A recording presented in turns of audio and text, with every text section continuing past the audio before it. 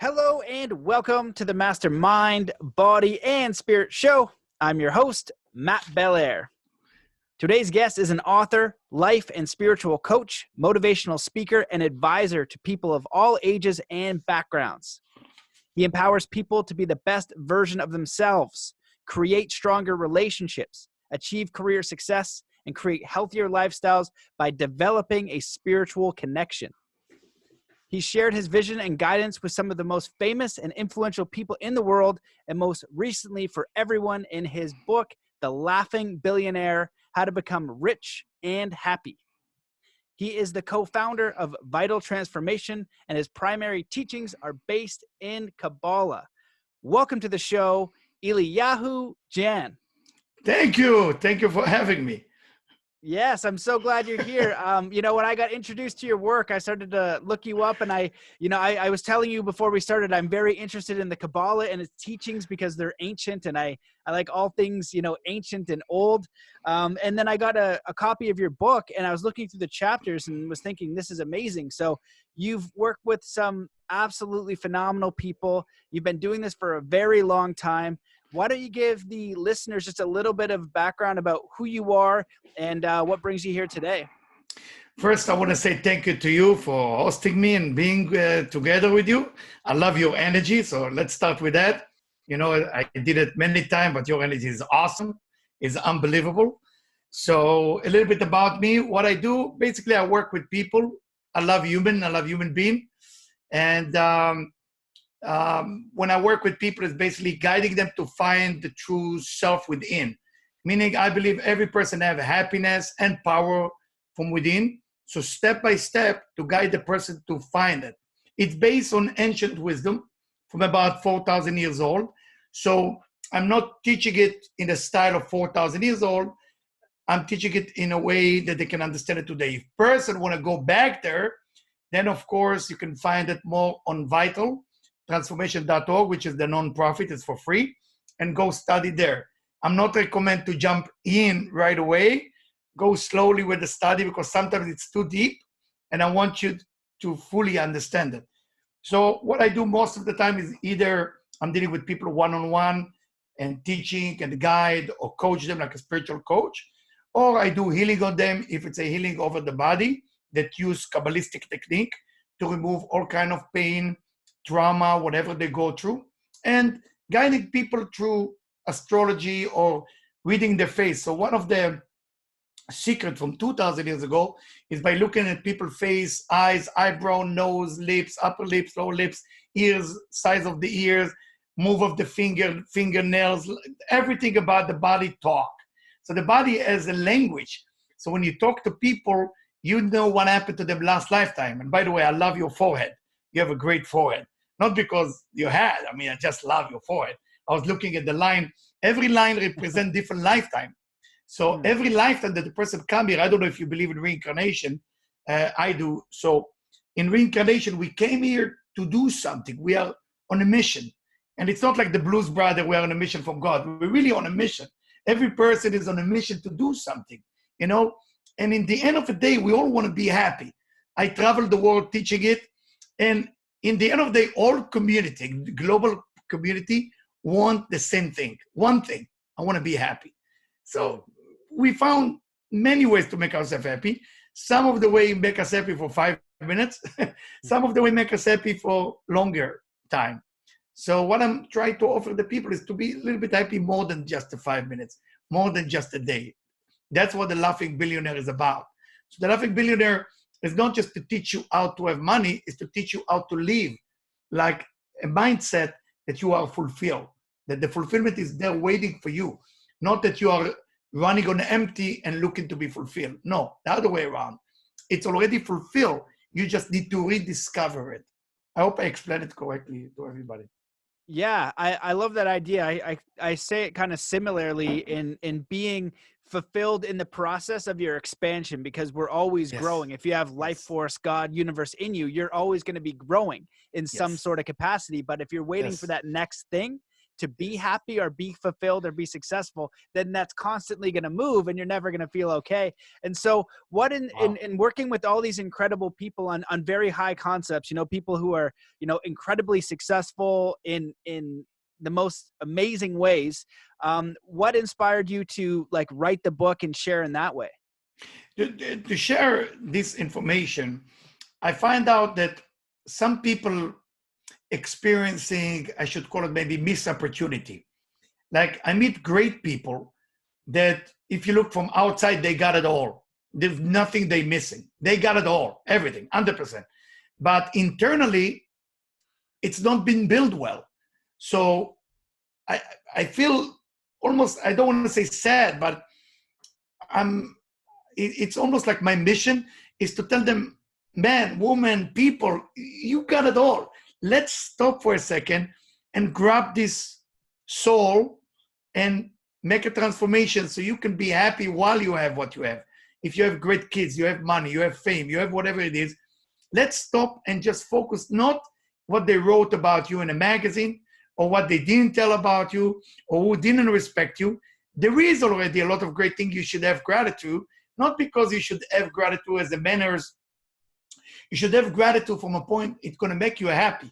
If you do it from a manners point of view, it's going to die. It's almost like we tell our children, say thank you, say thank you. The kid's saying thank you, but the kid is not growing. He's just saying whatever the parents is telling him to do. I'm talking about say thank you for you. So you will say, wow, I woke up this morning. This is unbelievable. I'm actually can walk. Wow. I can swallow the food I just ate and it went in. Wow. All those moments are exciting. And we should get excited because when we get excited, things around us change. The global community change. Everything change. But when we're miserable and we don't like what's going on, it's not cool. So in the Laughing Billionaire book, I'm going slowly, building it up. In chapter 2, I'm talking about forgiveness. People have a difficult time to forgive. And forgiveness is such a pleasant. And what motivated me is actually my father, who passed away. My father was suffering from Parkinson for a long time. And he never said the word, I love you to me. I was angry with him. So I said, how can a father don't say, I love you to his son? What's going on? I mean, what's missing?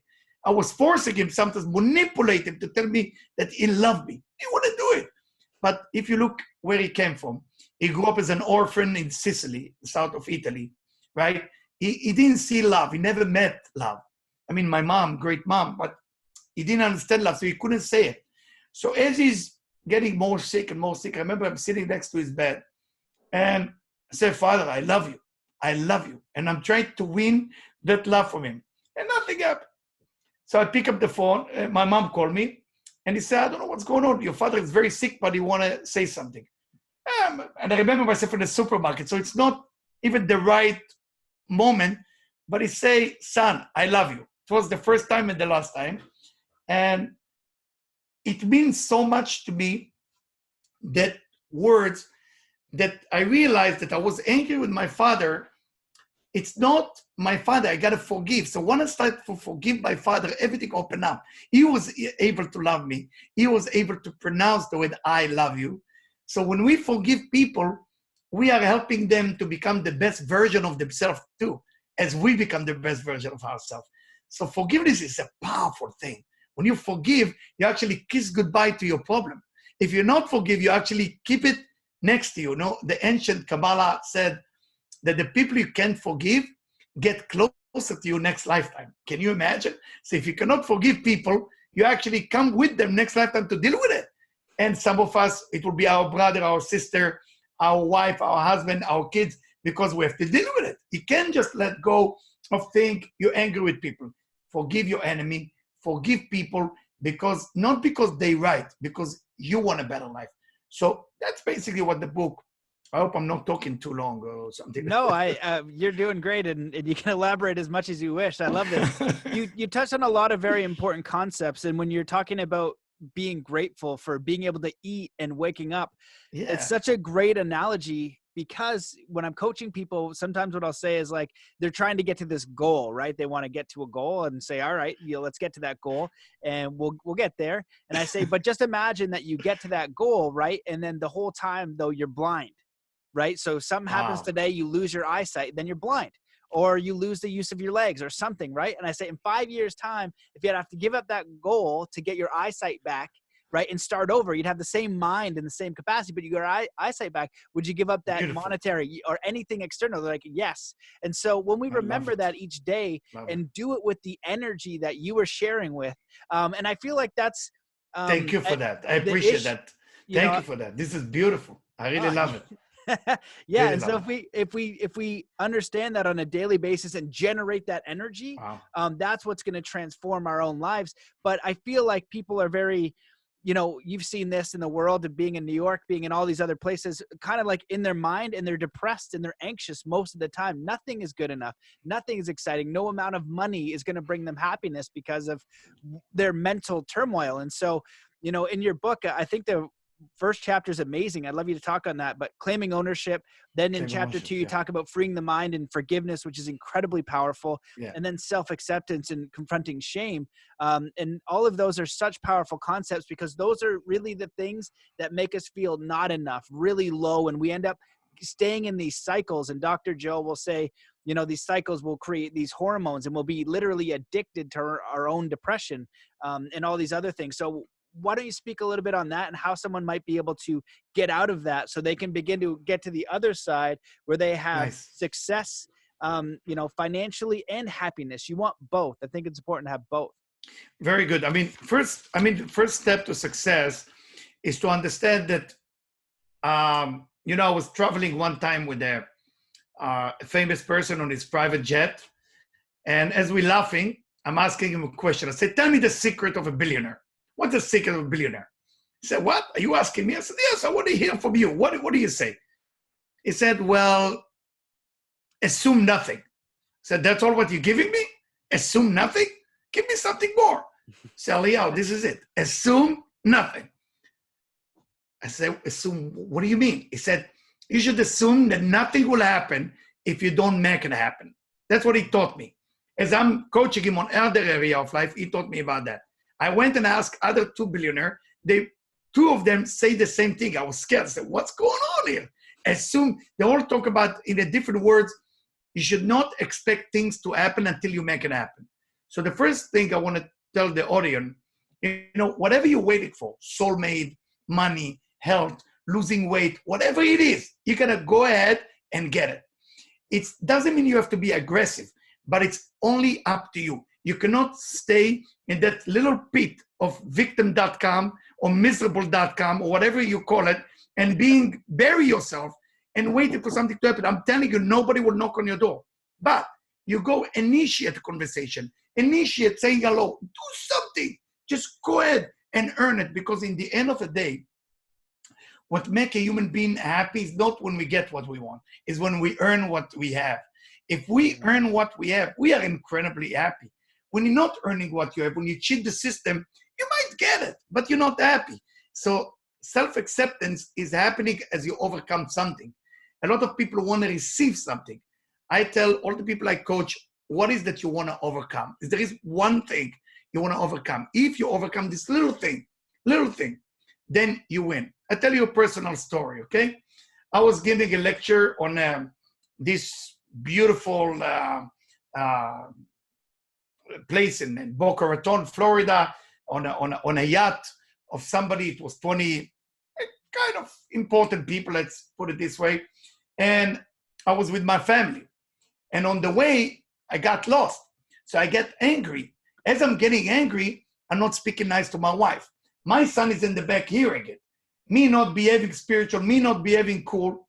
And I want people to know that, again, I'm a human being. It's not I'm a spiritual guru. I have my stuff I need to work on. So we're getting off the car. We're running into the lecture, and my son crying.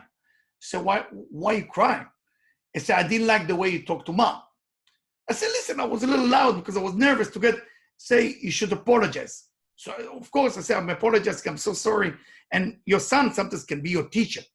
As I'm getting into the lecture, My son, he was maybe 5 years old, 4.5, is holding my shirt of one of those very important people, client, that I'm supposed to give like a good show of the spiritual guru, right? Like somebody who's going to speak about kindness and all this. And here is my son tell me, I want you to apologize to mom in front of them.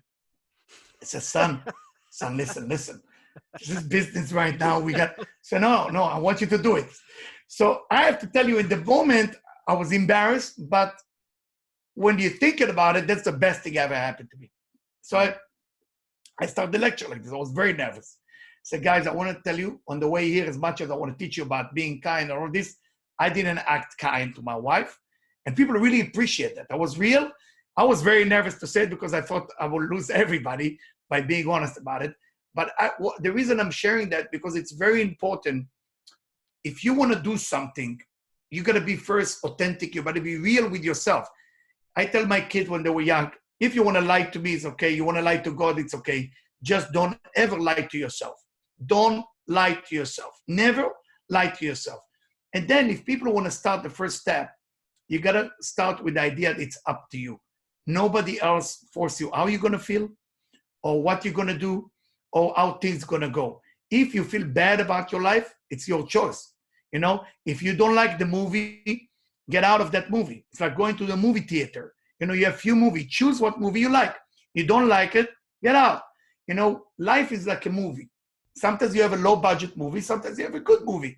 You don't like the movie, get out. Just get out of the movie. Choose a better one. You can't change the movie you're in. If you're in a certain movie which is negative, what are you going to do? Sit there, spend 25 years changing it?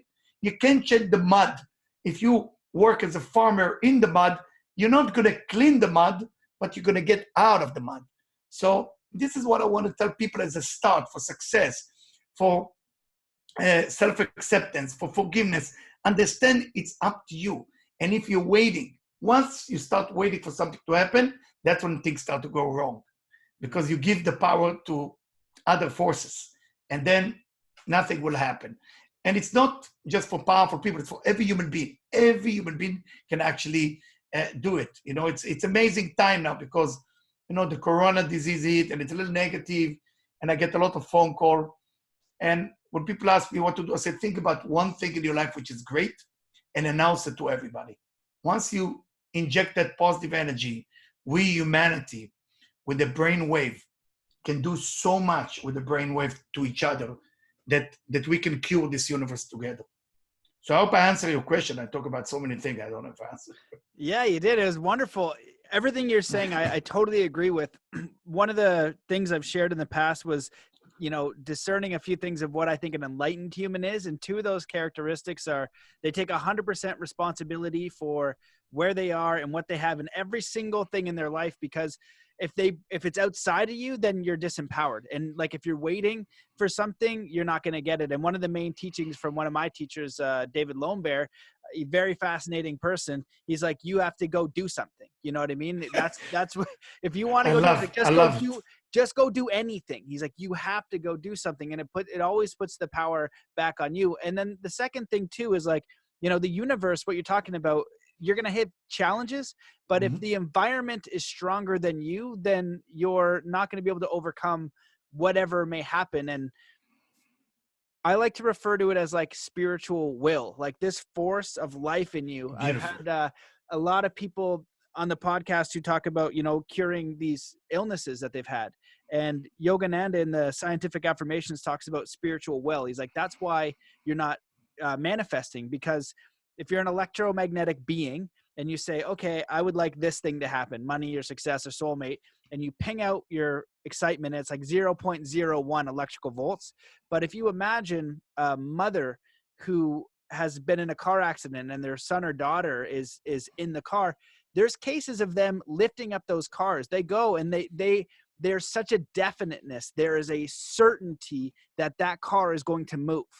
And they do it, and this spiritual will and whatever that force is now active, and something miraculous happens. And so we all have that impulse, that growth, that spirit, all that universe in us, but we're not activating it. And so we have to look in, figure out what that thing is. What is it that we want to go for? And when we are connecting to that energy and that pulse and moving and taking action, that's when you see the universe kind of orchestrate, and the movie changes in your preference, because you've decided what you've wanted, you're engaging in that will, and you're taking responsibility and action. And then you say, oh my goodness, you're never going to believe this.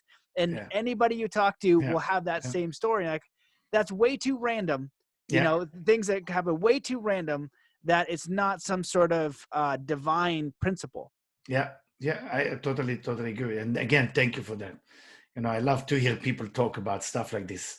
You know, it's beautiful. Just beautiful. Wow. This is good talk. This is good spiritual. I love it. Well, I'm gonna keep throwing questions your way, and I don't know if you have a specific chapter you want to go through, but I think it's all good. It's all good. All of them are I think so important and really relevant. So what I'll ask you is, you know, the one I'm curious about is facing the dark side that enslaves us. Is that something along the lines? And what I'm curious about is going from the psychology of I don't have enough, lack mentality, depressed, anxious. I'm working to make ends meet. That's most people. So they're saying, if I could get to the place, you know what people want money for? It's not just the money, it's freedom. They want autonomy.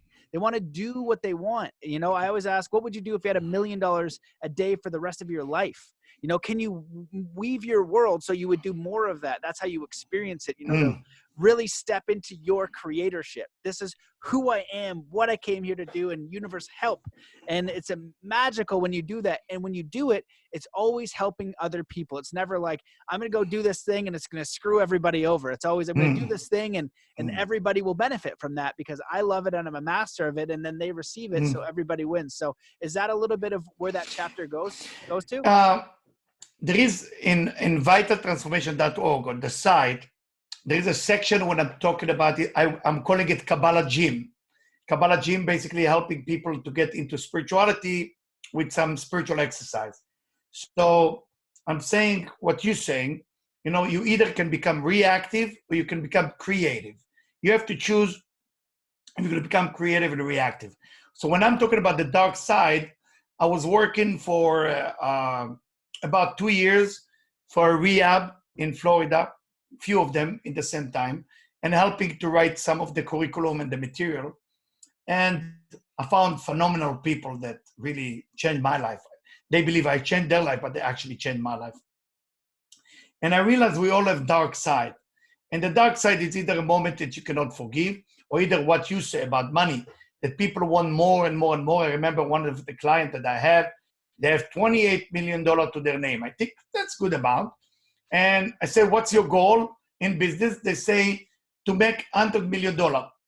My devil advocate told them was, why not 300 million? And I remember their answer. That was the best part. And it was, they look at me and say, can we? It was the funny. I say, you say 100. Why don't you say 300? So we don't get it. I say, you're thinking too small. And that's what started the whole conversation. Say, you're thinking too small. I say, yes. The universe want to offer you always more than what you want to receive. That's how you need to start everything. So when you go into the dark moment, I don't have friend, I don't have girlfriend, boyfriend, partner, money, health, all those things that you're busy with what you're lacking. You don't have it. So as you said from your teacher, you're busy with that frequency, you're drawing that into your life. Or like the book, The Secret said, the whole concept is to connect to the fulfillment.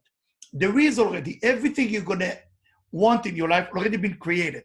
It's waiting for you to raise your desire level, and then it starts to appear in your life. If your desire level is not matching the fulfillment that you need, it will not happen. But we think because of religion and different things that we've been told, you've been punished, and that's why you don't have. You've been punished. I mean, what kind of God will create the universe? So he said, I'm in a mood to punish few people. Let's punish few people. And it's so stupid even thinking about it. You create kids so you can punish them. I have nothing else to do. I finished my backgammon game. Let's punish few people. I mean, what is that? I mean, where's that came from? So the negative thought about this universe, we don't even stop to think that there is a dark side to everything. There is a dark side to money, but there is a wonderful side to money when you help people, when you donate, when you be there. There is a dark side when you never feel it's enough. Some people sitting there make billion and waiting for the right moment. And people who know how I coach, I'm very direct. So let's say if somebody worth 1.5 billion and is 65 years old, usually me coming into the office, if he hire me, then I say, how long you're going to wait until you enjoy it? So why are you asking? So, well, I don't know about it. I don't know if you get the memo, but we live till, let's say, 100 years old. So you are 65. We got to start thinking. People don't like me when I say it, but then they call back. Say, okay, let's work on that. Because I don't get it. People born in age 0, let's say 120 years, you got life in between that. So when is you going to start saying, wow, I have a good life? A lot of people not even stopping. They just continue searching for fulfillment, but they don't want to find fulfillment. They want to search. There is a big difference between the searcher and the one who want to find it. A lot of people, even on spiritual path, just searching. Did you find it yet? No, I'm searching. And just one day before they die, did you find it? Not yet, but I'm getting there. Next lifetime. So I don't want people to waste time on, that's why I wrote it in the book, on the dark cloud, whatever it can be, addiction, or it can be searching for a certain fulfillment that you already have. You have people who have marriage that it's working, but they feel they didn't make enough billion. But what about the marriage? They never enjoy their own marriage. There is so many beautiful things that you look at your life that are wonderful. And if you go to, I don't have enough, you're right, you don't have enough. So when people say to me, I don't have enough, you're right. When they say I have enough, you're right. Whatever you say, you're right. But what is that you want to feel? So you say money brings freedom. Money brings freedom, power, luxury, whatever it is. But the money is a tool to get you to places that might bring you happiness. So when people looking for money, they're looking for happiness. But the happiness comes as a structure of money according to them. So if you look for freedom, it will be faster than looking for money. Because if I'm going to take $100 bill or $10,000, put it on your forehead and say, are you feeling free as I put it on your forehead? No. Let's try $200,000 check. Put it on your forehead. You feel free? No. It's not the physical money. It's a certain feeling. We are an emotional creature. We want to feel something. And unfortunately, when we become a goal-oriented people, we sometimes forget to feel. We got to feel. Feeling, it's a beautiful thing. And of course, there is the ups and downs, feeling disappointed, feeling this, feeling that. And in the mysticism, in the Kabbalah, we teach that you have a certain amount of time. And you have to grow spiritually, as you say before, that you're always growing. Step by step, you're growing. What does it mean to grow? You become more of an understanding that there is a big picture. So not everything that didn't work was against you. If somebody stole your car, it's not because they hate you. They just like your car. That's it. They like your car. They stole it. They don't hate you. They have nothing against you. So if people just put the perspective that people who hurt them are not against them. Somebody crossed you over in the highway. Oh, what's wrong? Let's drive faster and show them that I know who they are. Like they will remember you. Nobody even care. Move on with life. Driving, move on. Because otherwise you're going to get stuck with that guy, with that girl, and you're going to get upset. So there is a dark side to this life that we need to deal with it. And while you're dealing with it, you come across as a champ. If you don't deal with it, it will find you either next lifetime or this lifetime. Because, yeah. I love your examples, man. It's a pleasure to listen to you. I'm curious because I touched on this a little bit, and I wonder if it's the same idea. But Please. When you're going into chapter 14, the power of certainty, I feel like you're kind of touching on that a little bit. When I use that car example of the woman lifting the car, they have a certainty that thing's going to move. And so the challenge, I think, is like, how do we engage in that certainty when we don't have it? And the reference point for me is extreme sports, because backflips on your snowboard or these tricks, if you don't land them, there's an immediate physical consequence. So I feel like extreme sports is like a very fast lesson of spirituality and mindset. Because if you have a certainty you're going to land a backflip, it's almost certain you're going to land that backflip. If you don't believe it, when you're talking a little bit about desire earlier, One of my first mentors, Michael Lozier, wrote the book, The Law of Attraction, the science of, and more of an NLP base. And I loved it. And he goes, you can have 100% desire. I really want it. And then you have 100% doubt. So they'll just cancel each other out. You're going to get no manifestation. But if you have 100% desire, authentic, you feel that when you speak, I can feel it, like the energy, like, yes, this is the emotion that I want and I can have it now. And then you have a certainty, a definiteness, like this is coming into my life. I'm going to do it. Just like the backflip, when I'm coaching someone, I'm like, and I ask them on a scale of 1 to 100, how certain are you going to land this? And if they say anything less than like 80, we're not doing it. Right. And like, okay, but you can train the mind. You can do certain things to level that way up. And so it becomes a very likely possibility. And the same thing with your goal and your reality. People they want to spend time with people they want to spend time around. They want to make an honest living. I love in Buddhism, they talk about the eightfold path and right livelihood. That's a livelihood where you're earning for your family. You have a house, you can provide for your kids, but you're showing up and you're doing a thing that you're enjoying. And that's like the most important thing, it's like to do that. And so many people have these jobs. So I'm going to kind of go into that. If they have a job that they're not so satisfied with, but they're like, hey man, I got bills to pay. I got mouths to feed. What is this stuff? So talk about the certainty, and then also what you might advise somebody who's a stay-at-home mom or a regular person is like, this job pays the bills, but I'd like to create abundance through doing something I love. So first, I believe there is 2 levels of certainty.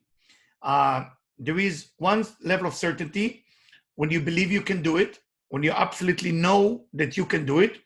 But there is another level of certainty that might upset some people out there. There is a level of certainty which whatever happened, that's the best thing that can happen, which I don't want to, not everybody, I'm sorry to say it, belong in that level, because if you do that top level all the time, it will give you a excuse not to do what you meant to be doing. So I don't want people to jump there. So I want to go one level down to certainty that I believe that I'm definitely going to make it. So I will share with you a story that really happened in 1992. I was basically in Argentina, and I was suspicious as a terrorist.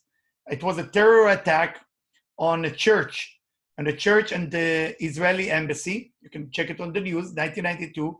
I happened to be there, and I couldn't speak Spanish. I was just there to coach few people. I was very young. It was the beginning of my journey, and I took with me a few people to teach them about spirituality and how to coach and help people.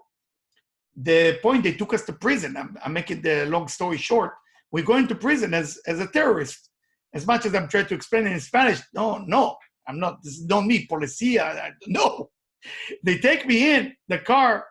So the 3 people I'm supposed to coach look at me, what we're getting into. So I said, please repeat after me that mantra. And they say, you're totally nuts. I said, please, I'm begging you, just repeat. So, okay, what am I saying? So whatever happened to us right now is the best thing that can ever happen to us. Just scream it. Say, you're nuts. I said, please, I'm nuts, but do it. Do it. So they saying it and saying it and saying it. Nothing worked. They put us into the cell. Then they look at me like such a disappointment. They look at me like, this guy. Now we're in the cell for a few hours. They realize it was a mistake. They release us from prison. We're going back.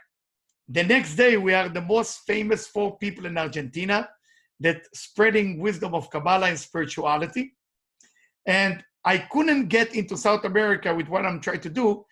Somehow it worked in a weird way that will be the way. So this is considered the highest level of certainty when you look into negative and say the best. But what you talk about is more getting result from the certainty. So if we talk about sport, one of my clients was a quarterback. I don't think he wants me to mention his name. So he's a famous quarterback in the NFL. And I remember I got a call that, we need your prayer, we need your meditation for this important game. We're getting a game before the Super Bowl and then the Super Bowl. So I said, I make a deal. You win the game. That's what I say. You win the game. I have my son is a big fan. I want you to send a video with you saying, thank you to my son for winning the game. He said, you're so sure I'm winning? I said, 100% you're winning it. Not even a question. I wish I could tell you the name because you would remember what happened then. So I told him that. They went to the game, they win. He kept his word. He called, he made a video, sent it to my son. My son couldn't believe. He's a big fan. So what I'm trying to tell you, certainty is so much power. It's not to believe, it's to know. And it's more than to know. It's like, I don't believe I can ride a bicycle. I don't know I can ride. I'm riding the bicycle. So it's a all different level of understanding. So if people want to start something and they have doubts, their doubts will come true as well. And it's very normal to have doubts. If I don't have doubts about something, then I'm knowing I'm not on the right direction. I need to have doubts. So as much as I overcome the doubts, that's as much as success I'm going to have. I don't know if it makes sense what I just say to everybody. Yep. So I had to present two of the certainty. I'm sorry if it's a new thing for some people, but it's important to understand there is two levels. Yeah, that's fantastic. I love that. It's kind of like the principle, like the universe is working for you and not against you. So even though it's a challenging experience and you have the idea of, this is the best thing that could possibly happen, even if it's terrible, you're going to create something positive out of it. There's so many experiences in people's lives. Like I use the example of Bruce Lee. He broke his back and they said he wasn't going to kick anymore. He spent all that time reading so much about martial arts, and he said I learned more about martial arts in that time because I had time to just study every single martial art. Then I healed myself and then I kicked again, and so it ended up being a huge gift. And so if we go about the world and it's always against us, and we don't think about the idea that it's not so much what happens to us, it's how we respond to what happens. Right? That's really where our power comes from, because I think it is this push and pull of you're going through the universe and you're intending and you're an intentional creator. And if you're living life that way, but you're going to hit a roadblock. And so if you have the mental capacity to look at the challenge and say, okay, this is the best thing for me. What can I learn from this? How can I grow from this? It's a much more empowering perspective, because otherwise it's like the weight is too much to bear. And even like a little gust of wind will blow you over. It's a lot more disempowering. Totally agree with you. I love it. I used to play tennis when I was in Florida, about 3 times a week or 4 times a week. I love it so much. And I remember I decided, my ego and me decided to play a young guy. And I said, I got to win this game. But the guy is taller than me, is thinner, is slimmer, is faster, is way younger, 20 years younger. But I really want to win it. And I remember as I'm playing, unfortunately, I hurt my ankle. And thank God my ego didn't quit. And he said to me, are you okay? I said, yeah, I want to continue this game. And I won. I mean, I destroyed my ankle, but I won that game. So when you go with certainty, also, you got to be careful that, like in my case, my ego was not serving very well. My ego was pushing me to do more while I'm hurt, because I want to come across as a winner there. So I could go home and tell my wife, can you imagine? I want somebody 20 years younger than me. And I was happy. I couldn't play for 1 year after that. So that's I lost playing, and I was so upset. And so in life, you see sometimes basketball player, or you talk about ski, a snowboard, and you see people doing things which is not normal what the body can do. But I totally agree with you, because it's a mindset, that your mindset sending almost like messages to the organs, to the nerve system, and move it in a certain way that it becomes smooth. Everything becomes much smoother. And when you do that, things opening up. I don't know if you know the method of tapping. When people tap here. So a lot of people in sport also using it, tap and remind yourself who you are. It helps also with the certainty. It's a good method. Every spiritual knowledge out there, sometimes people ask me, how do I know if to trust, if it's legit or not, if it's real or not? I say, listen, if that's your beginning, it doesn't matter if it's good or bad. Start somewhere. After you start, then you can filter what's good, what's bad. But if you're never going to start because you're not trusting, what are you going to do? Waiting there for 20 years, finding who is real, who is not? No. I mean, I met many spiritual teachers my way, my path, that were not great. It was terrible for me. But it was great for me too, because I had to overcome something. I had to say no. It was very difficult for me to say no. I'm not a person who likes to say no to people. because I feel like I'm upsetting them. They're not going to like me. So for me, I had to grow and say, hey, no, I'm not your servant. I'm sorry.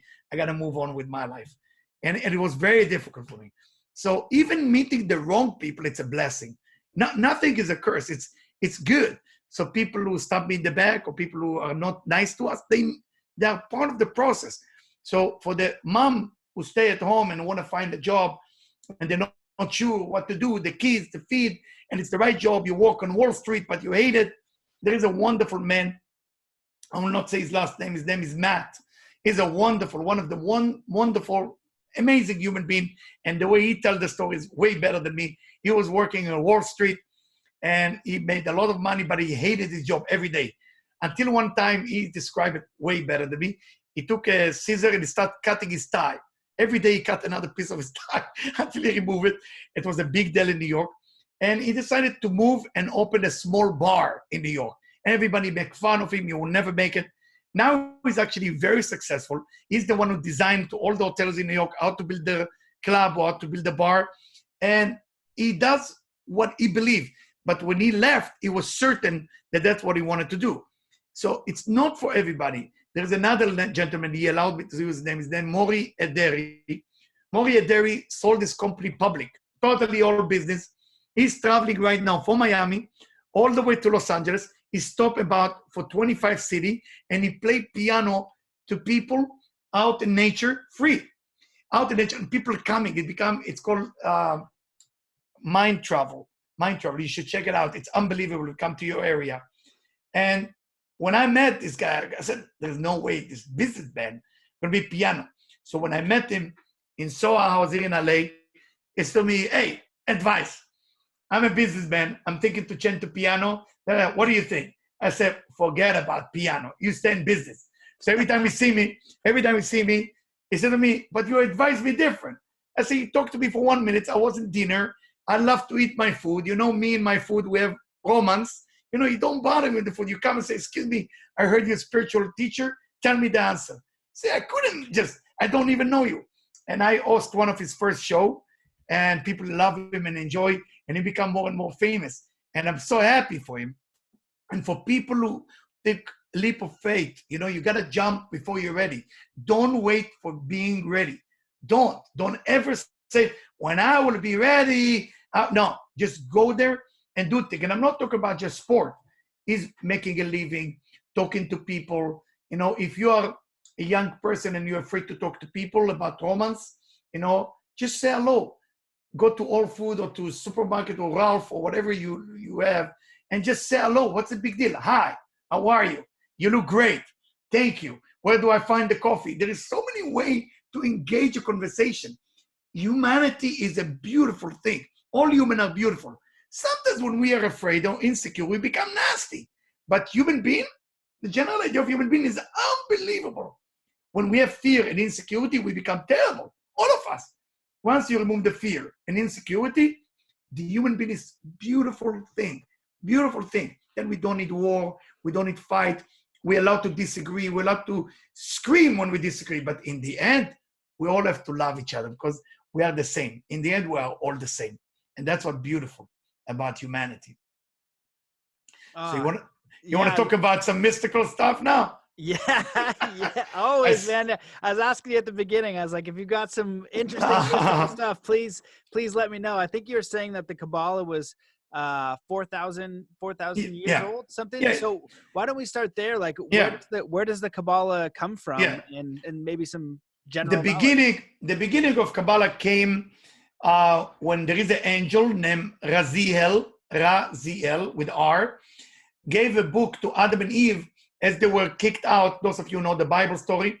They were kicked out from a place called the Garden of Eden, which is not a physical place. It's a consciousness, it's an awareness. So they were pushed out. They were given a book. And they tried to develop themselves to that awareness and consciousness to go back. But of course, that didn't happen till today. It's still not happening. And Kabbalists decided to keep a lot of secret in a small book until a person in the Bible named Abraham. Abraham invented the concept of what we call today quantum physics, meaning that everything is one, everything is interconnected. Because before Abraham, everybody's separating things. Trees, home, you, me. Abraham discovered that it's all one. There's no real difference. And he wrote a book that's called Book of Formation. Within this book, there is all the secret of astrology, astronomy. You can even find the weather on Venus, on Mars, everything. Within this book, there is a revelation of all the concept of teleporting, which there is a book that explains exactly how to teleport your body. It's a little bit forbidden. So for that reason, I'm not teaching it. I'm reading about it, but I'm trying not to tell people about it because you got to use something. I don't know how many of you know what a demon is. Demon is they look like human, but they don't have a soul of a human being. So you might meet the demon already, but you didn't even know they're demon. Their mission, the demon mission, were created right after human beings were created. So when you use those demons, you can actually take your body, dematerialize your body in one place, and materialize it in a different location. So there is a certain mantra that once you say it, I think if I'm not mistaken, I put it in the end of the book. It's all written in ancient Hebrew. And when you say those words, you're activating a certain force to activate power that you can teleport yourself to different places. I'm not recommend to use all the secret meditation because you got to be ready for that. So slowly, as you go with that, you will study how to do it. So, for example, when we talk about demon or alien or whatever you want to call it, because there is seven level of existence. You know, many times when people go to the desert, they experience something. In the desert, on Tuesday night or on Friday night, those are the two nights that the ancient wisdom say should not be alone. You cannot be alone at that time in the desert because this is the time that a lot of negative entity can influence you. So when people tell me I want to go to the desert by myself, I will say, what day you going? So if they say I'm going to be there Tuesday night, maybe not Tuesday night. Change the day or go with some group. It's okay. If you're in a group, you're fine. So we need to know that the universe offers where there is a negativity, when there is positivity based on time. Then there is, let's say, ocean at night. Some people like to swim in the ocean. Ocean at night, unfortunately, has a certain negative vibration that belong to an angel. It's not exactly Neptune, okay? So it belongs to an angel that name R, H, A, and B. That's the code of the name of the angel that control the water. Once you study Kabbalah for what's the name of the angel, what control what, how to do it, because there is many people out there call themselves Kabbalah teacher and whatever it is, and in that area, you have to be more legit. You got to study. And the study sometimes take time. You need to know the name of the angel. You need to understand astrology. You need to understand where you come from, where you're going to, how many lifetime you are here. Some people are one life, some people are two. So people come to see me. I look at the forehead. I know what I'm dealing with. How many lifetime they've been here. I look at the eyes like I look at you. And I look at the lips. I look at the ears. There is so much information in the face, which is tremendous. And I put it on my site so people can study it on their own, and it's free. Just go there and study how to read people, how to read everything about them to understand who they are. I already look at your right hand, and I love what I say. Besides that you're lifting weight, I saw your lifeline. I saw that your love line is beautiful. So it's come to me automatically because I do it for so many years. Reading people and through reading them, and I'm not going to make people uncomfortable. Most people who meet me don't know first that I'm a reader. So I read them. They can give me all the information they want, but I'm already download a lot of information about them that if they're not comfortable hearing, I'm never say a word. But once they're ready, say, Eliyahu, okay, what's really going on? So, well, it seemed like you repeat something you did last lifetime and I don't find it cool. Do you want to hear about it? Are you open-minded?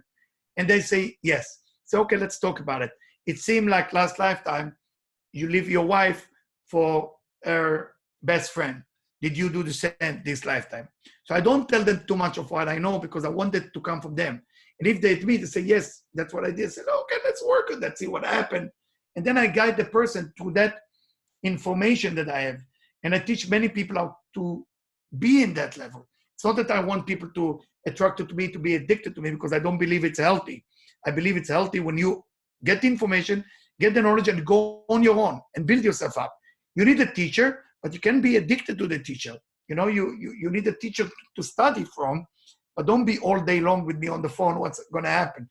I believe you have enough power in you to rediscover yourself, to rediscover your power, to rediscover your happiness. The entire thing I'm talking about in the book, rediscover yourself, rediscover your power, rediscover your happiness, because you have it within you.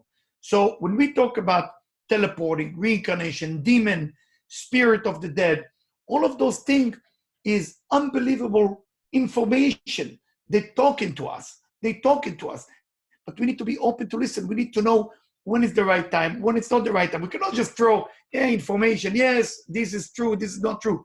It's very serious information that was written 4,000 years ago, and we need to study. Some of the stuff are easy to understand. Some of the stuff are very difficult, very, very difficult to understand.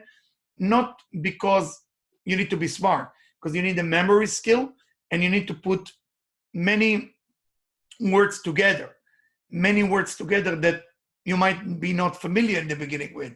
So it's almost like study a new complicated language, which once you get it, you run with it. It's just simple, it's just beautiful. And the bottom line, it's got to work. Even if it doesn't work, back off, start from scratch again. It's got to work. Your life got to get better. If you don't see your life getting better, you might be just a searcher, which means you like to study, but you don't want to change. And if you just like to study, you don't want to change, I don't believe it will add a lot to your life. I mean, if that's, be my guest, study, no problem. But there is more to life than just study. You got to change as you study. You got to be better. And I give you an example. One of the things I'm looking for right now, it's what type of birds are flying. So, for example, raven bring bad news, okay? If you see a falcon bring great news. So people don't know that birds actually come to give information. If you're more aware of your surrounding, things will start talking to you. Birds, dog, cat, human, trees, stone, minerals. I'm not talking about that you drive yourself crazy and look at the stone and try to listen to it. I think I don't have Wi-Fi. I'm not talking about that. We're talking about like, there is a communication. We have 4 categories to this life: minerals, vegetables, animal, and human. Those 4 categories integrate and we talk to each other. Part of us is mineral, part of us is animal, part of us is vegetables.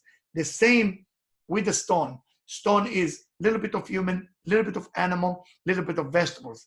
So all of it is unbelievable. You're surrounded by information everywhere. But just relax and listen, meditate and listen. Those information will come to you.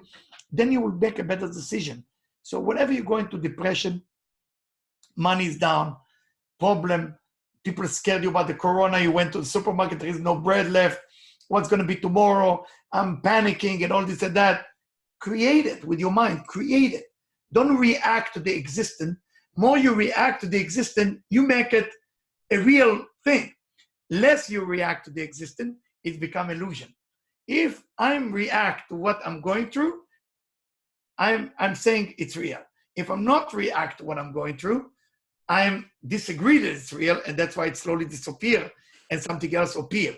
So the reaction, as you say before, our respond. When we respond in a certain way with reactive consciousness, most probably it will continue to be bad. But when I respond with a creative consciousness, what can I create from this moment? It open up, something happened. Can I tell you what's going to happen? No. But I will tell you that I have enough experience in my life to see that people with a creative mind, things happen for them. It just happened. How? No idea. No idea how. But I will tell you, I'm a believer, and I believe that the universe is very generous.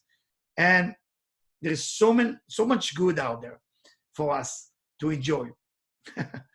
So that's about the mystical there.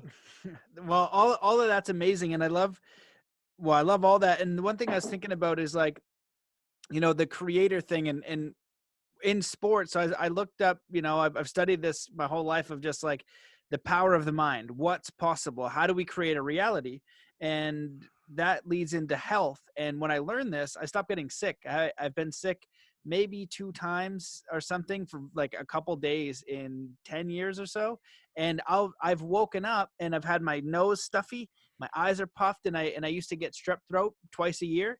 And so I wake up with those symptoms and it says, you have that. That's the body telling me that this is happening.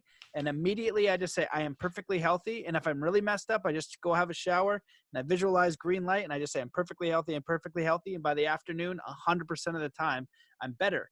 And the challenge is like, how do you do that when your reality isn't what you want? And you look at the work of Dr. Joe Dispenza, and he's just bringing science to something that the metaphysical world kind of knows, is that your mind influences your body, and people are having spontaneous healings. The work of Dr. Bruce Lipton saying that consciousness can turn on and off genes. And so I feel like what's happening is you're engaging in your spiritual will, your power as a creator. You're stopping the external and you're saying, no, wait, I'm going to go in and I'm going to make this firm decision that this is what's going to happen. And so you're not like the forces of you're more powerful than those forces. And one analogy might be like, when you're starting out life and you don't have any of these skills, you start in this nice little river, right? And you're worried. But as you get bigger and more skilled and have these tools, you can take the challenges of a big rapid and know what to do and navigate, and it becomes more exhilarating and exciting. And it's up to you to engage in that principle. And we all have that power. We all have that right. And so that's the thing I hope that people connect in more for, because when I would teach this when snowboarding, I'd do it I told it to a friend, and the next day he's like, that's crazy, man. He's like, I'm not all better yet. But I'm not worse. He's like, I thought I was going to be sick for a week. And so the next day he was fine. And they never considered the possibility that your mind could influence how you feel. So what is the limit to that? And so I feel like, and when you talked about the ego part, right, and getting injured, that's understanding. I feel like the marriage of all of this is figuring out who you actually are and what you really want. Right? Like if you really wanted to win because you're like, yeah, I want to win, you might've been fine. But when you have this other ulterior motive, sometimes you can kind of get the universal check you a little bit, Exactly. Why do you want, are you willing in this business to cut corners so you make this money so you feel this way? Or is it like, this is who I am. This is who I came here to be. You go into yourself and you're like, I want this because this is who I am. It's going to help people. I love this. Show me a way to provide for my family and do this gift of what I love. And then you engage in that same principle with definiteness and certainty. And then you go out and you make it happen. And no matter what that roadblock is, no matter what that challenge is, the tidal wave or you tip your boat, you just get your butt back up and you move again, and you just don't give up. You're like, that's kind of how I feel like my life has been. I'm like 36 and I was like, I'm too stubborn to give up now. So I may as well just keep going. But that's how people have done it. And they'll tell you that same thing, that it's not that complicated. And so all of that is super fascinating. So I was curious, I wanted to ask you, and feel free to add on to any of that if you'd like, but in the Kabbalah, I'm curious about the views of like the purpose of life, why we're here, what's going on in this planet, what happens when we die. And then also the limit of our power. You talked about teleportation. The elders that I spoke to, Mayan, Zuni, and Migama, all talked about teleportation. All talk about the star people, sky people, say they're here now. We're just not aware of that. I've heard about the Bible as in it's more about consciousness. You know what I mean? These realms of consciousness. I've also heard about it from this former pastor, Jeffrey Darty, who's translating the Bible from Greek. And he's like, basically it's one UFO story after another. And he's like, he reads it out loud. He's like, either that's a mystical experience or you read it as like, it's a light from the sky or whatever. So anyway, I'm getting into a rabbit hole. I forget where I was going with that. So the power of word. One of the concepts I've heard of, and I thought is very fascinating, is that when we match our level of consciousness or vibration to the thing that we're bringing into the world, we can get to the power of speaking it into existence, saying like, that's where we're going. And I'm curious where you think humanity's going, because I think that's what's happening here. And time is a weird thing. Like I have these goals I've written down in my journal, I've experienced most of those goals, almost all of them, from when I was 19, and I have new ones. So when I experience them and I'm in that moment, you know, time is a weird thing. As I've written it down, I've said it, and I'm now in it and experiencing it. It happened. So it's just like shortening that process. And so I'm wondering, yeah, so that's it. I'm going to keep rambling. Yeah, the words that you talk about in Kabbalah, it's called Merkava. Merkava, meaning in English, chariot. Chariot, meaning that the words itself that you say is vibration, that within it there is energy. The energy that you put into your words is a mind consciousness, because we build from 3 types of frequency: mind, speech, and action. 3 levels: mind, speech, and action. A human being, the Kabbalists don't call us human being, the Kabbalists call us the animals that can speak. That's how they look at us. The animal that can speak. That's how the name, it's a weird name in the 1,000 years ago. The animal that can speak. It's not nice to say it, but we can speak. So they call us the speaker, the one who developed speaking ability. So the talk itself, the words has power. So of course there is words with frequency, secret frequency, that I put it in my book so you can look into it later. So once you use those words, the activated forces from above, like angels and other things. So the one thing in our generation that will sound crazy when I say it, we don't have enough desire. Our desire is for mostly fulfill our little ego. And even our ego is too small. We don't want big thing. We want, what do we want? To be famous, to be rich, to be known. I want to be recognized. If you're a man, you want to be acknowledged for your performance.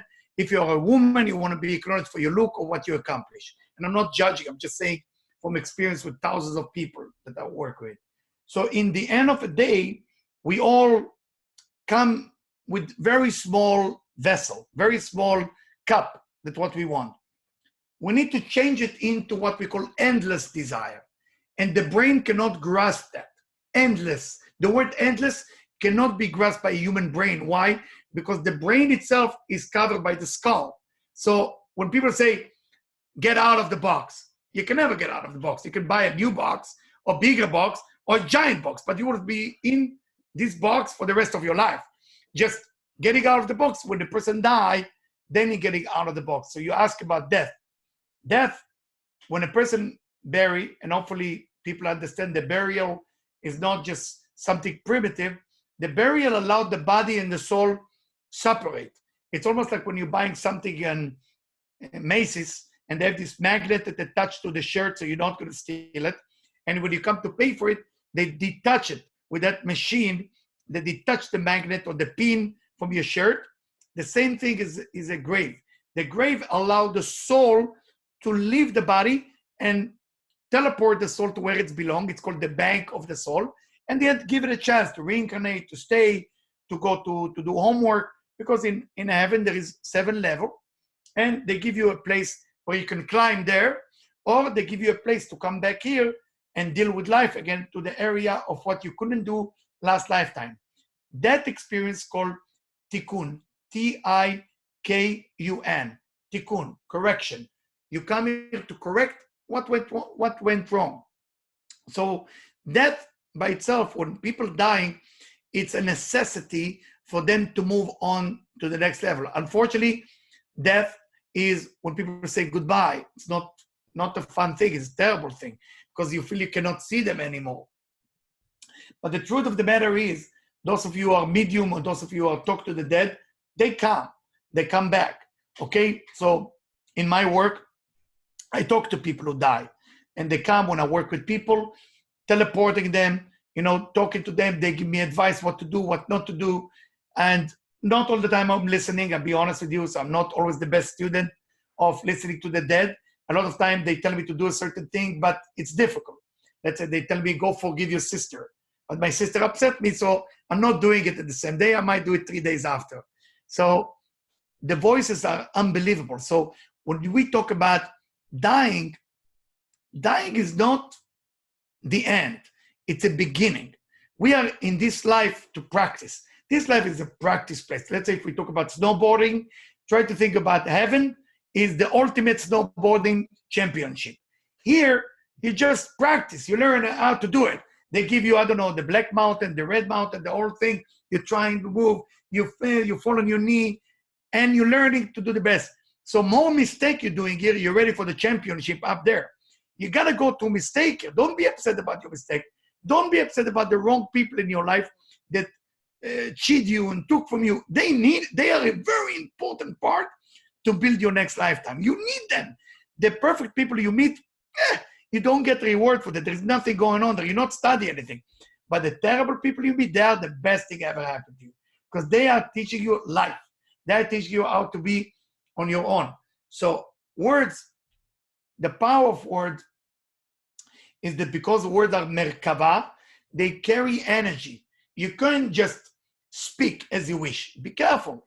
One of the things that I tell people to stop doing, as the ancient Kabbalists say, that's the worst thing you can do, is cursing yourself. You can't curse yourself. You can't speak bad about yourself. The Kabbalists explained 2,000 years ago that when a person say it, there is one angel that his job, that angel job is just to make sure it happens. This angel, that's his job, is when you say, I wish bad things on myself, the angel say, oh man, let's go ahead and manifest it. So be careful. Don't speak bad about yourself. Say how great you are. It's not the ego, okay? Great, I'm great. I was created in the image of the divine. I'm here to do great things. Wonderful. Now go ahead and do it. People think it's too much of an ego. It's not the ego. It's a wonderful thing. It's affirmation. You know, I wrote a book for children. It's called The Snail with No Shell, where I motivate kids to believe in themselves. You know, and I went to so many states and outside of the United States as well to read it in front of kids. And I was fascinating. In the book, I'm describing a snail that broke his shell and how we deal with life that nobody recognized him. And I remember one kid changed my life. One. It was in Miami. It was Miami Hospital. He told me, did you write the book? I said, yes, I did. Why did you break the snail shell? I said, well, it's a story, so I want to motivate this. So I'm not happy. I am not happy. You know what it did to me? I went and I wrote a second book after that. Now there's two books about Joshi the snail. One book is about when he lost the shell, and then the second book, it's called The Village of the Ants, when they are basically putting together his shell back so he can go back to normal. But I was thinking about myself, like, this kid really changed my life. He was, wow, he talked to me so direct, and I love him. I mean, he changed my life. He showed me, why couldn't you get the same message without it? Like, it's beautiful. So when we meet people, we got to listen. The words are so important to listen, so important to talk. And listen, life is beautiful. Life has difficulty. I'm sure all of us went through something. But the opportunity out there, once you forgive, once you overcome, the opportunity out there is endless. And the universe will be so generous with you. You know, teleporting will be available soon. You know, airline, you know, will not be so useful once you learn teleporting. All of those things, we will go to a level where we can fly. We'll go to the level that we all have certainty. You know, if you say something so beautiful before in the beginning, you say you can't change the environment, you can change you. And once you're surrounded by the wrong environment, doesn't matter how good you are, you're going to fall. You know, and that's my method when I coach people. I said, tell me about your environment. If your environment is 100% uncertainty, but you have 100% certainty, you divide it among the people. Let's say 10 people have 100% uncertainty, and you have 100, divide to 10, you stay only with 10% certainty. So when you have certainty, you're going to make sure that the surrounding group is also belief. Where do we learn it from? There is a story with the prophet, I don't know if you know the Bible, with Elisha, when he came to resurrect a baby. And he asked the mother, anybody know that the baby died? And she said, no. Say, good, now I can resurrect it. What do we learn from that? The prophet told the woman, if somebody else know about it and they have doubts, I don't have the power to do it. When you go there, whatever you're a part of a team or football team, basketball team, or tennis or sport or business, and people don't believe in you, and you're part of that team, most probably you're not going to make it, unfortunately, because you got to be surrounded by the right group of people. The group influences us. That's the way it is. All of that's spectacular. You shared so many useful things, and I really love the part about the worst thing that you can do is curse yourself. And it's Yes, fascinating yes, how it's probably 90 to 98% of the population's natural internal dialogue is criticism. And yeah. so I'm curious, I'd love to ask, because I love how you phrased it, and I wrote it down. Where is it? I'm created in the image of the divine. I'm here to do great things. Do you have any other Yes. kind of words that someone could just say and repeat? And I love that idea too of the one angel on your shoulder is to just do what you request and do what you say. And that's fascinating because it lines up from one of my Native American teachers. And he says you have two spirit guides, a positive and a negative, not to be mistaken with good or bad, a positive and negative, because your body is the ground in the simulation. Their Beautiful. job is Wow. to be your servant for what you ask for. So you need to ask it out loud and you need to write it down because you have spiritual free will here. They don't know what you want. And so you need to be clear. And it's so interesting, even now when I'm teaching, I'm getting more and more clear to just asking, getting them to go through a process of internal dialogue of what they actually want. So we know that's the thing that they want, right? Like the money on the forehead, or, it's like you want to know what you actually want. It's not really about the financial thing, although that can help get you there. But then Yeah, you keep writing it down, you keep refining it. And, it's like I'm improving as a coach because I keep hearing people tell me, you're never going to believe this. And they'll write the story. And I actually can't even believe it. I'm like, of course, what? of course, Like, of this course, is, of course. because it's way too random. And I'm just, Yes. that's engaging in the spiritual principle. It's way too random. And it's got to be scientific because it keeps getting repeated. Yeah, It yeah, keeps getting, so maybe it is just one guy and we can't see him. And he's like, of course I'm here. I'm doing all the work, yeah, and just some yeah, people are noticing, and it's so important to notice and to engage in that. And you also talked about failure too, is so important. yeah. Fail often. Don't think like failure is bad. It's just learning. Just learn, get to a space where you're comfortable with failure. Even me, I know this, but I'm afraid of things. So I hesitate. But then if I notice that, I'll write it down. I'm hesitating on this because I'm afraid of it. Go do it. And then just write it down and get it done, and then do it again and do it again, and you'll get better. So Yeah. yeah, please comment. Yeah, yeah, totally agree with you. And again, I really enjoy talking to you. I mean, it's beautiful to meet positive people like you, and somebody who not just believe in himself, like you put positive energy out there, and we all need people like you out there that encourage people to believe in themselves, because that's really what we all need. This is unbelievable service to the world that you are doing. This is so beautiful. And I'm so glad that you invite me. So thank you so much. This is so beautiful. I appreciate those kind words. That they mean a lot, and you're doing some incredible work too. I look forward to staying in touch and seeing how I can Please help and stay in touch support. with And me. is there anything like, this whole thing was great, and maybe we'll have to get you back on just to dive deeper into Kabbalah and what's going to happen. Are we, Yeah, yeah, people's yeah, view on like ascending and all that stuff? Because I feel like there's also a lot of confusion now. There's yeah. some teachers in ancient wisdom that you can say, hey, this is what we're sharing. But I like when you're always saying, come back to yourself as your own teacher, your own guide. Seek Always, these, yes. yeah, that's got to be the number one thing. Yeah. And opening up to those possibilities. And there's a lot of stuff, because even in my first podcast and what I believed, at episode 100 versus episode 200 versus episode 300, and you begin to see these lines of information and how people are living and then experiencing in their life their results and how they frame it. And so one of those things is like, this is so mysterious. Nobody has a finite answer. We have these philosophies. And so I find it always very fascinating when the lineage of the teaching is older, and the Mm, Kabbalah is 4,000 years old. So that I feel like it holds a little bit more weight in that way. yeah. And when you're talking about the three levels of word, it's just a fascinating and even deeper way to understand it, because the four agreements says, Mm, be impeccable with your word. And so those energies just kind of give it this little nuance that's an important level of understanding. You're like, mm-hmm. okay, interesting. So all of this has been amazing. I appreciate you coming on. Is there anything that you wish that I had asked or that you want to discuss before we close the first one? I'm just thinking that the number one problem that I believe we might be facing is fear and insecurity, and a wish for everybody, just to understand that fear and insecurity can be replaced with love.